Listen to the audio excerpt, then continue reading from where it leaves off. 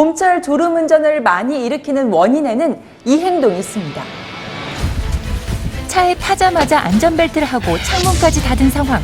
어느 때보다도 안전에 신경 쓴 것 같은데 이 행동 중에 졸음운전 사고를 유발시키는 행동이 있나요? 바로 운전 중에 창문을 열지 않는 행동 때문입니다. 자동차의 창문을 열지 않았기 때문이라고요? 외부 공기가 차단된 차 실내에서 장시간 운전을 하게 되면 운전자의 날숨으로부터 이산화탄소가 발생하게 됩니다. 이산화탄소 농도가 일정 수준 이상 증가하게 되면 개인 차이가 있겠지만 집중력 저하, 졸음 등이 오게 됩니다. 교통안전공단의 도움을 받아 실제로 차 내부의 환기 상태에 따라서 이산화탄소 농도가 어떻게 달라지는지 가상의 운전 상태로 실험이 진행됐습니다. 실험 시작 전에 차 내부의 이산화탄소 농도는 614ppm으로 장시간 있어도 건강에 문제가 없는 수치가 나왔습니다.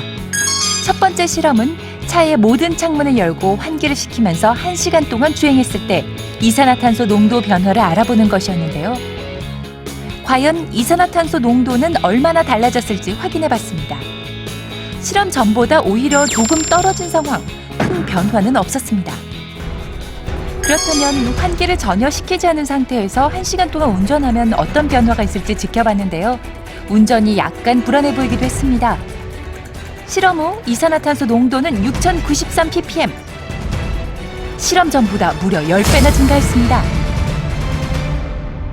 차 내의 이산화탄소 농도가 5000ppm 이상일 경우에는 졸음뿐만 아니라 갑작스러운 두통이나 메스꺼움까지 느낄 수 있습니다.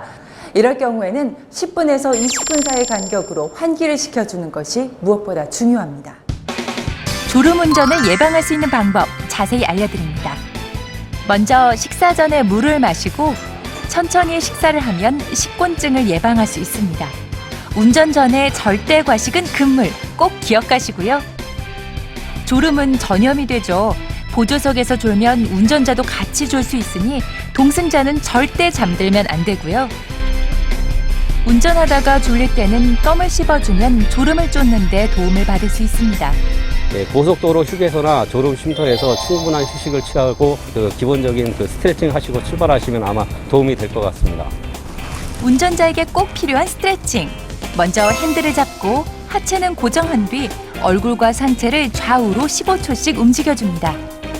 양팔을 엇갈리게 깍지를 끼고 상체는 뒤로 당겨주고 시선은 배꼽을 3초간 바라보며 쭉쭉 늘려줍니다. 양 팔꿈치로 운전석 등받이를 밀면서 가슴을 앞으로 내밀고 정면을 3초간 바라봐야 합니다. 장시간 운전은 척추에 무리를 줄 수 있기 때문에 스트레칭을 해주는 것이 큰 도움이 되는데요. 너무 과할 경우 근육이 놀랄 수 있으니 천천히 강도를 높여주면서 하는 것이 좋습니다. 장거리를 운전할 때는 2시간에 한 번씩 졸음 쉼터에서 쉬었다 가는 것이 안전운전의 지름길입니다.